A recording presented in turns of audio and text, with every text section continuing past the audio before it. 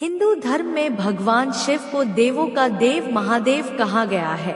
साथ ही उन्हें प्रसन्न करना भी आसान माना जाता है, इसलिए उन्हें भोलेनाथ भी कहा जाता है। लेकिन माता सती और बाद में उनके ही दूसरे रूप माता पार्वती ने भगवान शिव को प्रसन्न करने के लिए कड़ी तपस्या की थी। आइए जानते हैं कि कैसे माता पार्वती ने भगवान शिव को कड़ी तपस्या से प्रसन्न किया। कौन है पहली पत्नी? माता सती भगवान शिव की पहली पत्नी है। वह प्रजापति दक्ष की पुत्री थी। राजा दक्ष ने अपनी तपस्या से देवी भगवती को प्रसन्न किया, जिसके बाद माता भगवती ने ही सती के रूप में उनके घर में जन्म लिया। देवी भगवती का रूप होने के कारण सती दक्ष की सभी पुत्रियों में सबसे अलौकिक थी।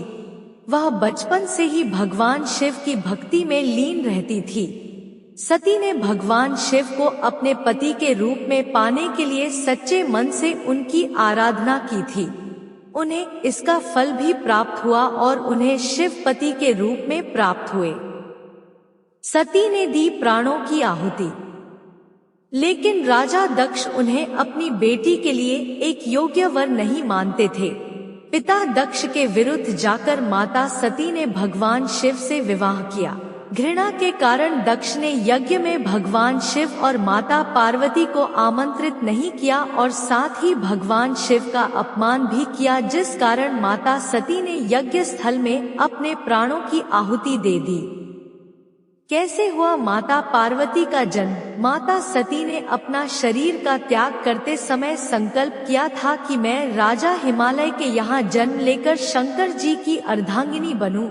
दूसरी ओर माता सती के प्राणों की आहुति देने के बाद भगवान शिव सदैव उन्हें स्मरण करते रहते थे। इसके बाद माता सती पर्वतराज हिमालय की पत्नी मेनका के गर्भ में जन्म लिया। पर्वतराज की पुत्री होने के कारण वे पार्वती कहलाई। पार्वती भगवान शिव को पति के रूप में प्राप्त करने के लिए वन में तपस्या करने चली गयी।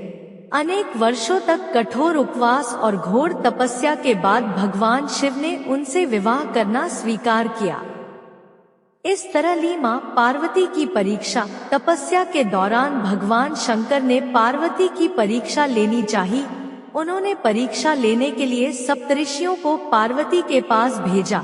उन्होंने पार्वती के पास जाकर उसे यह समझाने का प्रयास किया कि शिव जी औघड़, अमंगल वेशधारी और जटाधारी हैं और वे तुम्हारे लिए उपयुक्त वर नहीं हैं। उनके साथ विवाह करके तुम कभी सुखी नहीं रह सकती।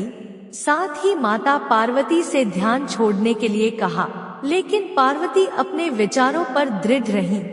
उनकी दृढ़ता को देखकर सप्तऋषि अत्यंत प्रसन्न हुए और उन्हें सफल मनोरथ होने का आशीर्वाद देकर शिव जी के पास लौट आए।